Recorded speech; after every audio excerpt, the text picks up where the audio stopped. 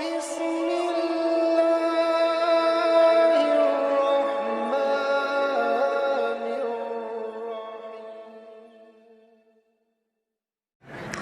Allah selalu merahmati, melindungi Ustadz, amin. Saya mau bertanya, tapi mungkin di luar topik. Dari tadi di luar topik.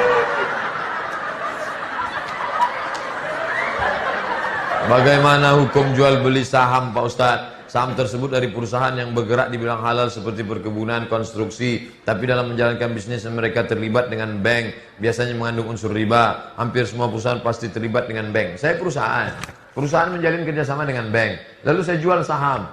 Saham bisa naik turun, pas beruntung naik, pas rugi hancur turun. Apapun nama transaksinya, forex, jual beli saham, transaksi e-commerce, apapun nama transaksinya, kalau selamat dari yang tiga boleh. Apa yang tiga itu? Tidak ada ghish, tipu, tak ada zulm, aniaya, tak ada gharar, gambling. Kalau bersih dari yang tiga, lanjutkan. Tapi selama ada salah satu dari tiga atau tiga-tiganya ada, hentikan. Renung baik-baik, tanya yang pakar, ada tak yang tiga ini? Ada ghish, tipu? Tak ada. Ada zulm, aniaya? Tak ada. Ada tak gambling? Ketidakpastian. Bisa melambung, bisa jatuh. Selama ada yang tiga, maka tak dibenarkan. Riba, haram. Na'udzubillah. Boleh nggak transaksi jual beli saham? Mana Ustaz yang bisa jawab nih? Boleh saja. Boleh saja transaksi jual beli saham, tetapi memang dasarnya perusahaannya ada, produknya ada, jelas, bukan hanya sekedar simbolik. Kalau hanya sekedar simbolik saja nggak boleh, kan gitu. Karena membeli saham itu dalam Islam dibolehkan, memasukkan, menginvestasi di perusahaan orang lain boleh. Kalau itu real, perusahaannya ada, produknya ada, nggak apa-apa. Tapi kalau nggak ada, nggak boleh. Kalau nggak ada, nggak boleh. Jadi makanya kita tidak boleh transaksi yang tidak kelihatan.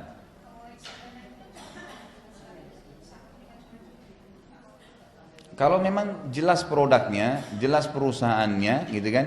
Jadi produk itu gini ya. Jadi sistem itu ada syarat sendiri, produk ada syarat sendiri ya. Sistemnya jauh dari manipulasi, kezaliman, riba, kan gitu. Kemudian produk juga gitu, jauh dari bahan-bahan yang haram, gitu kan.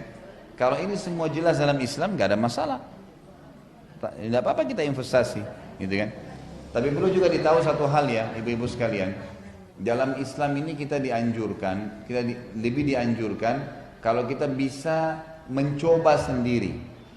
Jadi mencoba sendiri itu anjuran dalam agama Islam, sama dalam bab jual. Waalaikumsalam warahmatullahi. Yang saya tanyakan bagaimana hukum investasi saham yang ada lembaga itu nyebutnya syariah dan juga reksadana syariah, Ustaz. Jazakallahu khair.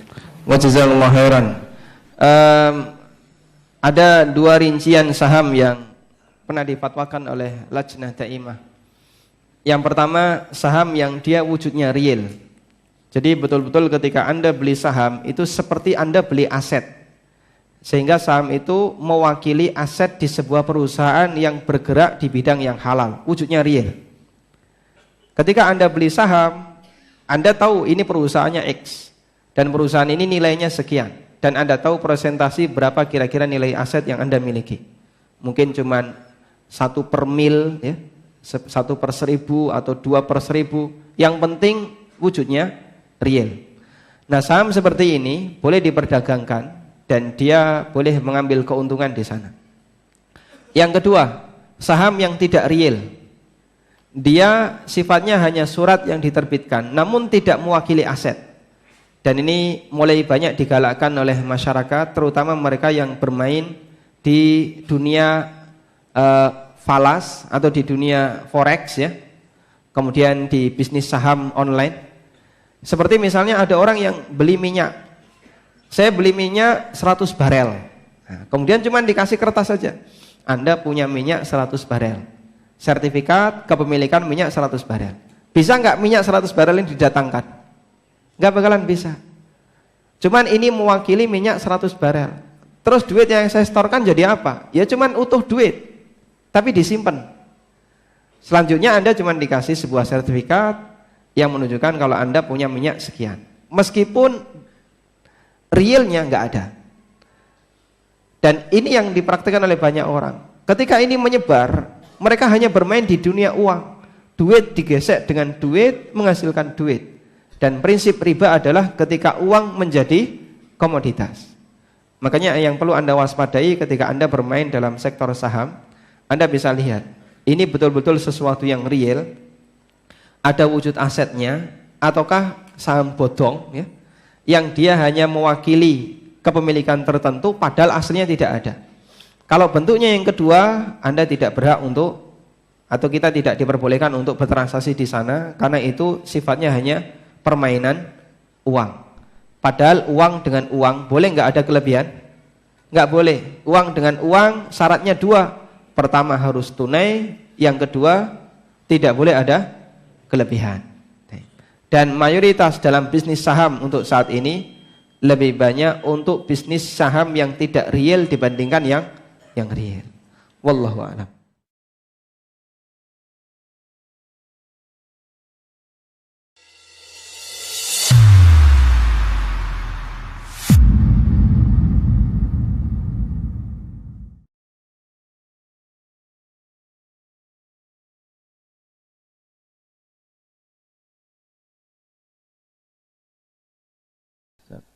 Itu bagaimana dengan jual beli saham, haram atau halal, Ustaz? Ya. Saham itu tak ubahnya bagaikan surat kepemilikan barang, serupa dengan surat tanah, BPKB, kendaraan, ataupun bukti-bukti kepemilikan yang lain. Karena saham itu adalah bukti bahwa Bapak punya kepemilikan pada perusahaan tertentu dalam persentase tertentu. Sehingga kalau kita ingin berbicara tentang saham, jangan lihat secari kertasnya. Lihatlah apa yang diwakili oleh secari kertas itu. Seperti ketika Bapak bicara tentang sertifikat tanah, jangan lihat kertasnya. Kertasnya butut sudah puluhan tahun. Jangan lihat itu, Pak. Lihat tanahnya yang berada di tengah kota di bundaran. Luar biasa strategisnya. Sama perusahaan, jangan lihat lembar sahamnya. Lihatlah perusahaannya bergerak di bidang apa. Halal, ya halal sahamnya. Kemudian kedua, ketika kita berbicara tentang perusahaan, kita juga tidak lepas karena kita sebagai pemilik, ya, pemegang saham itu berarti pemilik perusahaan, maka kita bertanggung jawab atas semua yang terjadi dan dilakukan oleh perusahaan tersebut. Ketika tata kelola keuangan perusahaan tersebut ternyata menggunakan skema riba, berarti kita sebagai pemegang saham juga bertanggung jawab atas dosa riba. Kita berpindah pada skema jual belinya. Ketika jual beli saham, apakah jual beli kepada pemilik saham sehingga sah, atau beli dari para broker pialang saham? Ketika beli dari pialang saham, bisa jadi itu bukan saham milik dia. Itu milik orang lain yang dia perjualbelikan dengan skema short selling, ya. Penjualan dengan tempo pendek.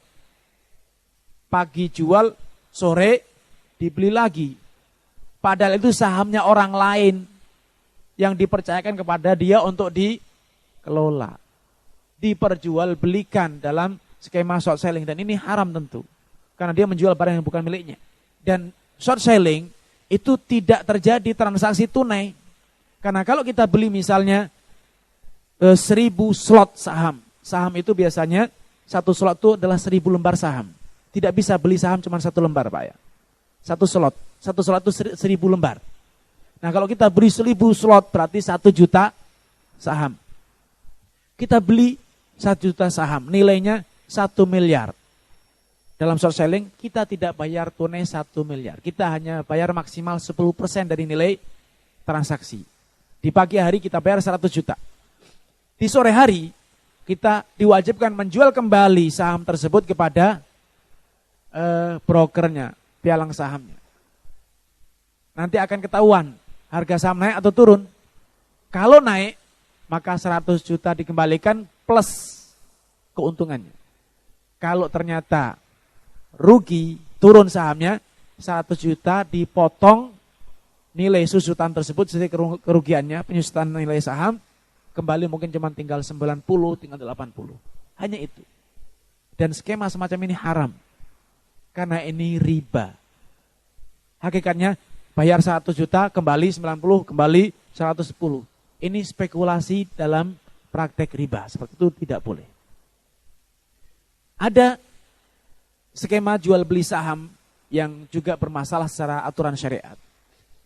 Kadangkala, walaupun itu bukan short selling, tapi jual belinya dengan menggunakan pembiayaan. Karena saham perusahaan itu biasanya besar nilainya, Pak. Mahal. Maka akhirnya apa?